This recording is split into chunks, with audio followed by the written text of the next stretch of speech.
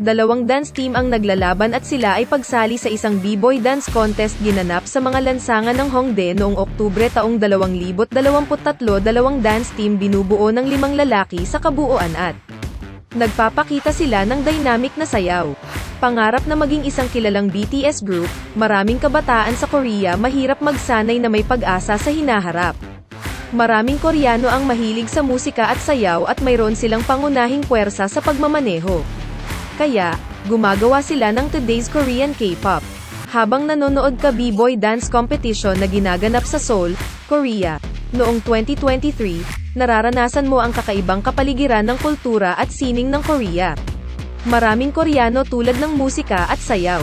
Kaya, mayroong maraming mga puwang kung saan tinatangkilik nila ang kulturang Koreano romantiko at nakakalibang. Sana masisiyahan ka itong kulturang Koreano magkasama at hilingin mo dinamikong kinabukasan. Ang Hongik University Street ay isang malaking commercial district sa Seoul na matatagpuan sa paligid ng Hongik University, Hongik University Station, at Sangsu Station. Ang Hongdae sa Hongdae Street ay isang abbreviation para sa Hongik University.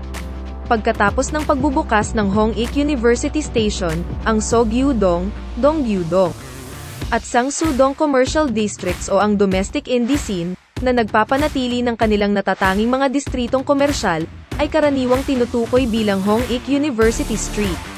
Ngunit itinatag ang pangalang Hongdae Street.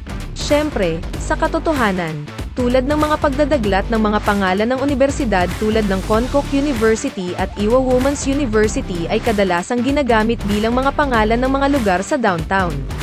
Ang lugar na ito ay madalas na tinatawag na Hongdae. Kasama sa iba pang sikat na distrito ng unibersidad sa Seoul ang Daehakro na matatagpuan malapit sa Sinchon Station o Haihua Station. Sungshin Women's University Commercial District, Seoul National University Station, Sharozu Hill Commercial District, na siyang distrito ng kolehiyo ng Seoul National University. At Konkuk University Street sa silangang bahagi ng Seoul. Dinaig silang lahat ng Hongdae Street. Naging isa sa mga kinatawan ng turista mga atraksyon sa Korea sa kabila ng Seoul bilang isang distrito ng universidad sa bayan. Kung titingnan ang laki nito noong 2020s, kung kailan lumawak ang commercial district sa mga nakapaligid na lugar, hindi makatwiran na sabihin na ito ang pinakamalaking downtown sa Seoul.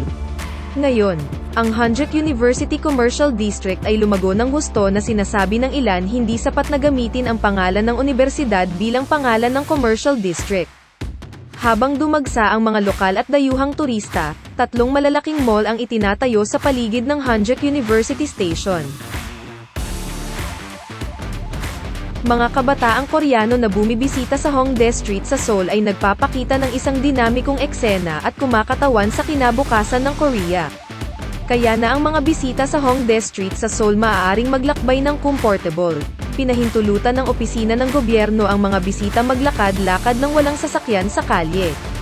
Kaya habang naglalakad, maaari kang maging komportable. Bagamat masikip ang mga kalye ng Itaewon sa maraming turista sa nakaraan, ngayon, napakaraming kabataan ang bumibisita sa Hongdae Street. Dahil dito sila nagtitipon, gumagawa sila ng mga bagong uso sa Korea. Hongdae Street sa Seoul ay kumakatawan sa natatanging kultura ng Korea kitang-kita. Maraming dayuhan ang bumibisita dito. Namausisa sa kultura ng Korea. Hongdae Street sa Seoul ay kumakatawan sa kasaysayan ng kulturang Koreano pinakatumpak.